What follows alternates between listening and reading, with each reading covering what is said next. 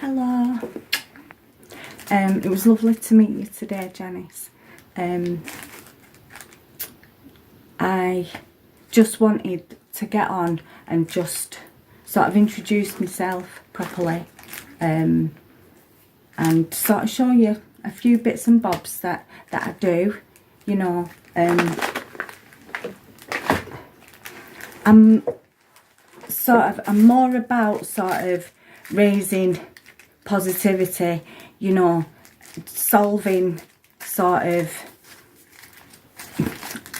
different people's aspects or struggles, traumas.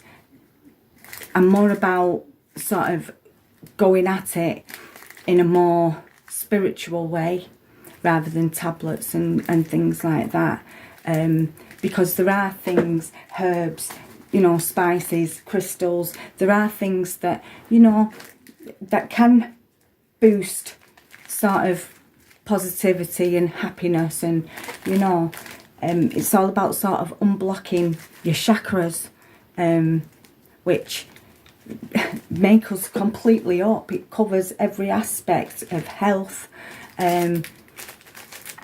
For instance, amethyst is great for the head, you know, for the stress, mental trauma, stuff like that. And lavender would sort of go alongside that. Jasmine, sandalwood, what I'm putting in for there. This is for grounding, sort of keeping a balance, putting balance in your life, sort of bringing things in that you're sort of wanting, you know. I've got a spell jar going on here. These are theirs, but I'll show you the one that I've just done. These are intention jars. I'm calling them spell jars at the moment because I'm doing a thing on them on YouTube, and so this one is quite dear to me because he's a very good friend of mine. Well, he's probably the only friend that I've got, you know. Anyway, he's Aries, so that's been sort of the crystals that I've gone with. He is diamond, his birth crystal, covering Aries. However, he was born in March. He's a March Aries, so it's more aquamarine. So I've put some aquamarine in, some clay quartz to represent the diamond, because I haven't got many of those. I've put me there, just a rainbow charm of one of my bracelets. You'll understand rainbow once you get to know me a little. Red, sort of red is bloodline, you know, it's your blood, it's your lifeline, it's courage, it's ferocious, it's, you know. So I've sealed it with a red candle, but red is Aries colour as well. I've done him a write-up as to what all this, everything in there is for. I did him a read.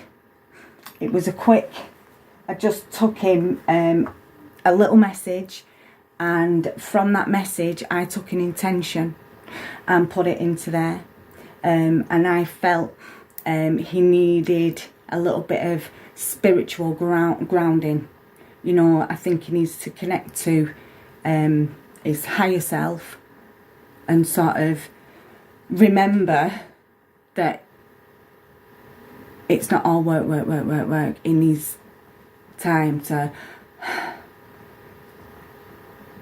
and just be in ease with yourself, and you know, sort of sitting in peace and sort of finding out what it is that your hopes, your dreams, your desires, you know, because sometimes, especially today's day, we get so caught up in how fast-paced everything is, and we can sort of forget about our well-being.